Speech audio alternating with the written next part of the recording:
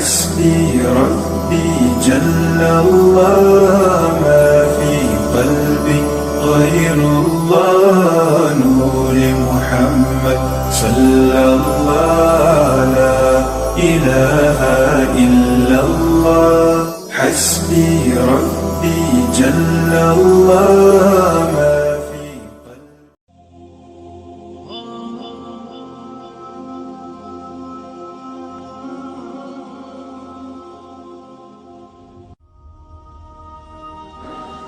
تو جو شخص جمعہ کے دن مجھ پر 80 مرتبہ درود شریف پڑھے اللہ تبارک و تعالی اس کے 80 سال کے گناہ معاف کریں۔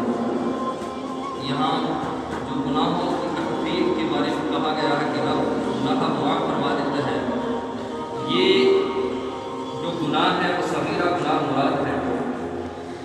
تو اللہ تبارک و تعالی سے دعا ہے کہ اللہ تبارک و تعالی، میں نے آپ کے سامنے چند کلمات پڑھے، اللہ تبارک و تعالیٰ سے دعا ہے کہ اللہ تبارک و تعالیٰ مجھے اس کا صحیح مفہوم بیان کرنے کی توفیق عطا اور آپ کو سمجھنے کی توفیق عطا۔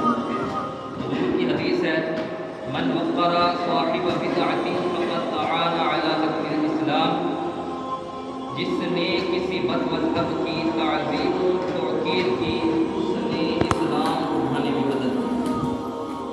تو جو کہے کہ نبی تے شے کوئی نہیں، تو ایسے بندے کی تعظیم اور توقیر کرنا جو ہے وہ دین اٹھانے میں مراد ہے کہ اس نے دین اٹھانے میں اس کی مدد کی۔ تو ہمیں ایسے شخصوں سے دور رہنا چاہیے جو کہتا ہے کہ حضور کی ذات نعوذ باللہ مر گئے، مٹی ان کو کھا گئی، وہ زندہ نہیں، ان کو کسی چیز کا علم نہیں، انہیں کسی چیز کی خبر نہیں۔ ہر اپنی طرف سے جو کہتا ہے کہ حضور نعوذ باللہ اگر نماز میں گدھے کا خیال آ جائے تو وہ بہتر ہے، اگر حضور کا خیال آ جائے تو نماز ٹوٹ جاتی ہے۔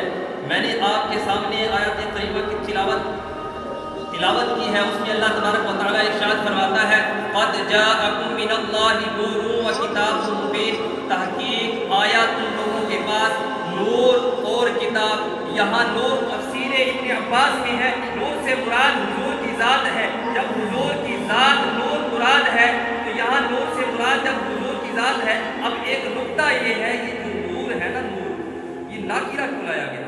معرفہ بھی لا سکتے تھے، معرفہ لا کر مجازن معنی لے کر حضور کی ذات کی طرف اشارہ کر دیا جاتا، لیکن ناکرہ کیوں لایا گیا؟